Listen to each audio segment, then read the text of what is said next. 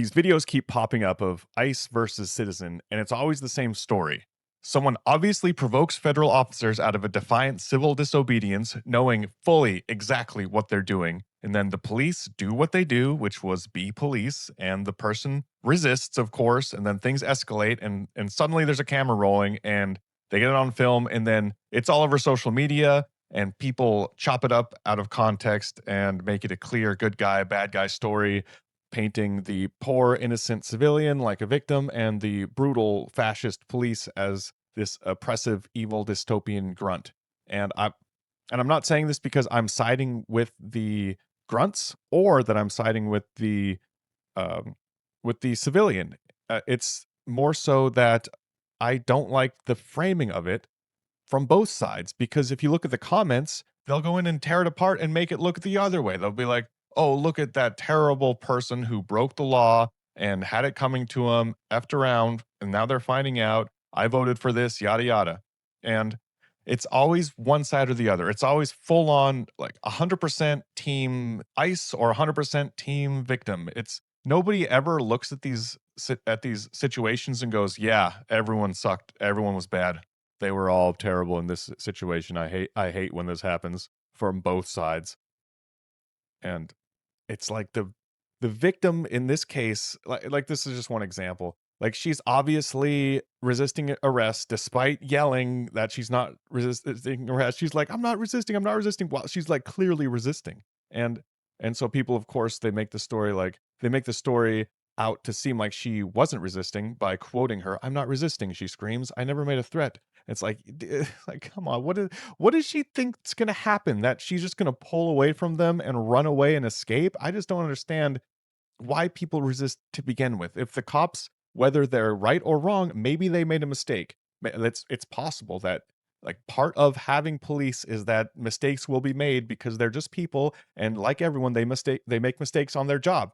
So if they do make a mistake and arrest you, just be like, "Oh god damn, this is really annoying. Like I hate to have to do this. It's a sacrifice I'm making to have police in general." And you could get into that, and I'm not going to really take sides either way on there. The point is more so that siding with one side is not is does not it's a false dichotomy to assume that that negates your that the opposite of your opinion is attributed to the other side. Like just because I think that she is in the wrong doesn't mean I think ICE is in the right. And that's a position I never see ever on social media, ever, where someone condemns both sides. And I feel totally alone in having that position. Like there's jerks like it's like someone it's like they post this far left view and then everyone responds with this far right view, and it's always it's always one or the other. And like here this guy is like blind, and he was protesting outside the Portland ICE facility, and they like there he is. He's just sitting there a short, blind, bald man with a walking stick. And here they go. They grab him and pull him up and drag him. And it's just a brutal scene. Look at that. And if you were to watch this at first glance, you'd be like, that is not okay. This is a horror. This is horrible. But then, and of course, the author does the typical spin where ICE once again attacking the most vulnerable. They sent an entire squad of agents to arrest, and this is all just nonsense. If you actually look into what happened in this video, this is complete nonsense.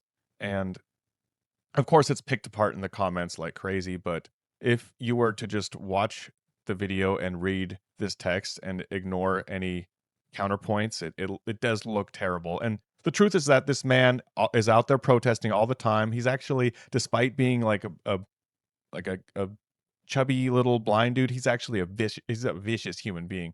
And there's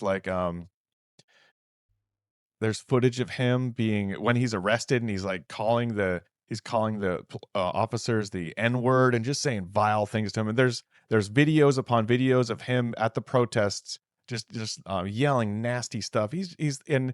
So he's far from innocent. And the other thing is that he is so in this situation these troops aren't just like trooping down the neighborhood in Portland. This isn't just like a walkway. That's the ICE facility, and they announce, "Stay out of the driveway. Stay out of the driveway." And they're constantly arresting people for being in the driveway when they come out. And the troops aren't being sent out for him. The troops get sent out like this when there's a shift change because a car like drives out so people can go home. So they send the troops out to the road, clear the protesters so that the car can then drive out. And beforehand, they are always announcing, "Please clear the blah blah. Please clear the blah blah. If you are in the way of the driveway, you will be blah blah." So what this guy's doing is he's sticking his legs out. He's edging his legs out into the driveway to provoke them. He's directly taunting the bear by putting his legs out. And just 120 days of this, and they've had it. They're like, this freaking guy is taunting us by like it's like when a kid, it's like when a child, it just like slowly just like pokes you just to see what they can get away with because they're like bored or something.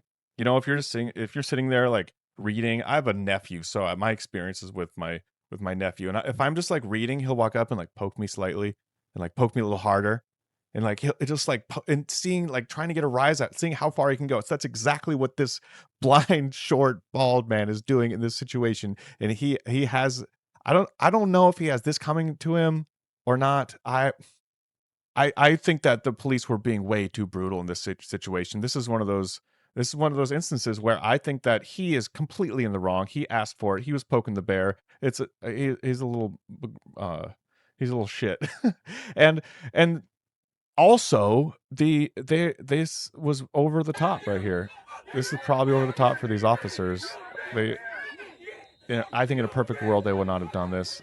That's I think he 100% had it coming, and I 100% think that they are over the top brutal. And I can reconcile these two views, and I don't understand why more people can't do that. I feel completely alone in my ability to be like to call out both sides at the same time. I don't know. Is it like Marvel culture, or is it like the fact that everything is so clean cut into hero and villain? Like you have heroes and villains, and that's it. And there can't be like there's never a movie where they're just a bunch of villains and that's it, or they're a bunch of heroes and that's it. It's always one side or the other. And it predates Marvel, of course. Marvel is more so is it's probably more likely that Marvel is a product of the human hardware that makes us tend towards that kind of false dichotomy between good and evil. Let's see. Yeah, there's a bunch of footage of him just yelling like just nasty stuff. Like he's pretending to shoot them. He's pretending to shoot the agents with his finger. He's wild. He's nasty.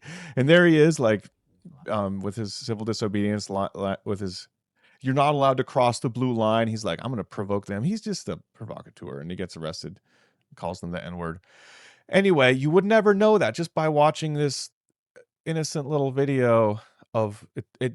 This video looks like this group of police just come out and they're like, "All right, you innocent one, you look like an easy target. Ah, we're a Nazi." Yeah. But no, it's the truth is more nuanced as always.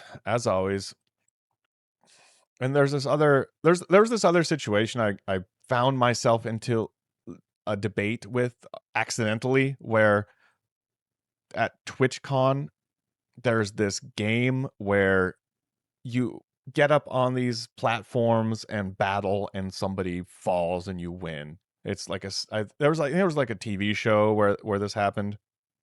And so they were trying to emulate the TV show, and the whole thing's like really dumb.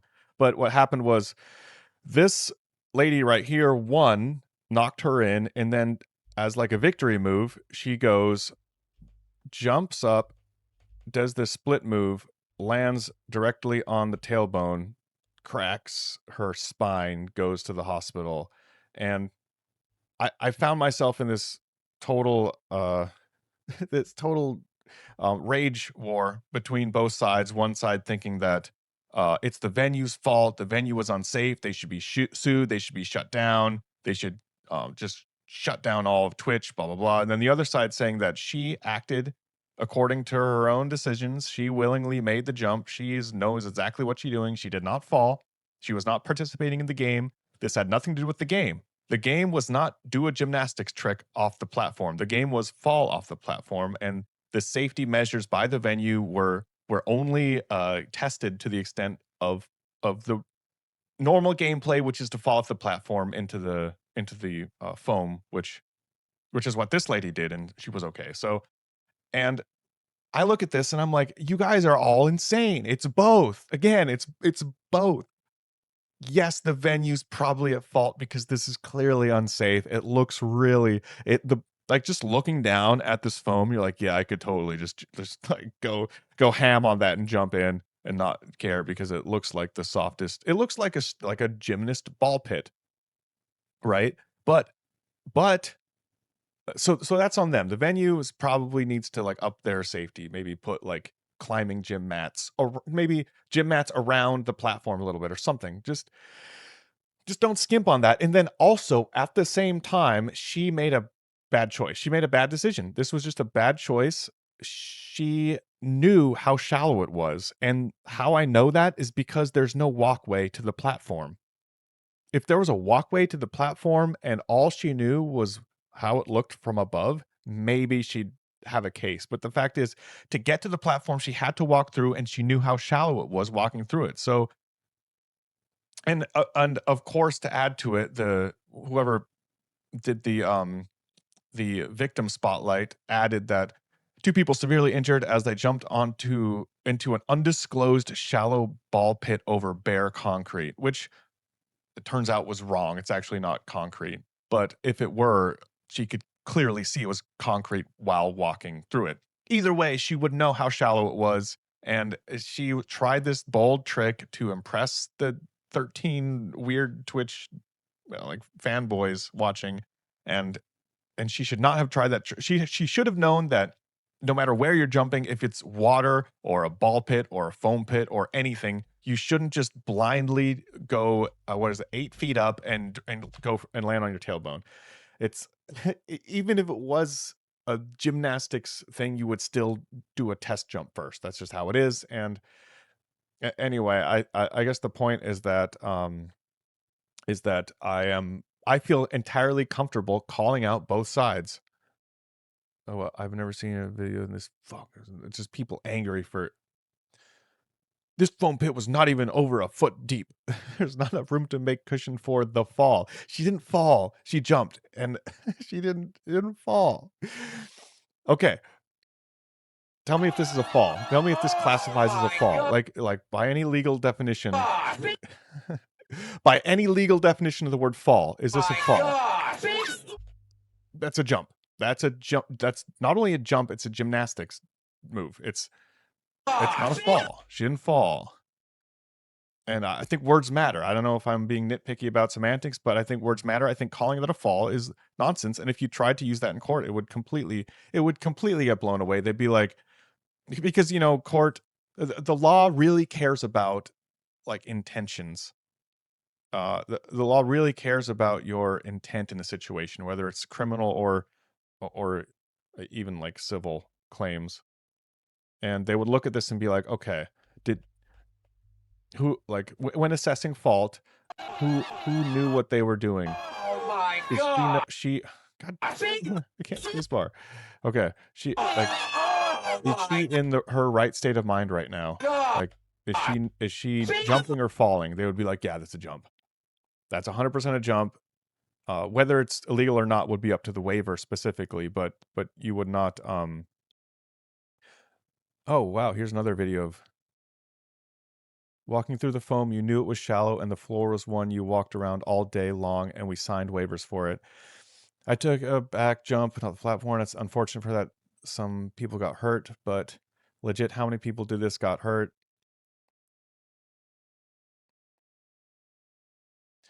Yes. Okay, that's a fall.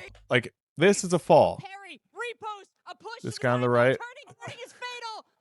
Okay, if he hurt his back, he'd have 100% of a case because he's playing by the rules. The desired intent of these platforms is exactly what he's doing, and that's within the context of what he signed up for.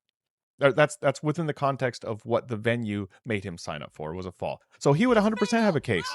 And it'd be like, it would also be gross negligence if, for example, the platform would to be broken, then he'd have a case. But the difference in, I think, in moral terms, ethical terms, and in legal terms, the difference between this right here, which is a fall, and this right here, which is a jump slash gymnastics move, like the difference is so stark, and that's 100% on her for attempting that. I guess that's the difference, is that, like, look at the word attempt. She attempted something, and this guy didn't attempt anything. He was not in control. So yeah, again, tie it back. I see fault in both sides. I think the venue should have the venue probably should up their safety. I could see this accident waiting to happen 100%, and I also think that she made the decision in the moment to impress her fans, and ended up paying the price. So I don't think she has a lawsuit. Anyway, that's that. Both sidesism. I need a name for this. Both sidesism. What's the name for this? Like both sidesism? One sidesism? Like, bro, you're clearly biased with one sidesism, where I, on the other hand, have both sidesism. I don't know.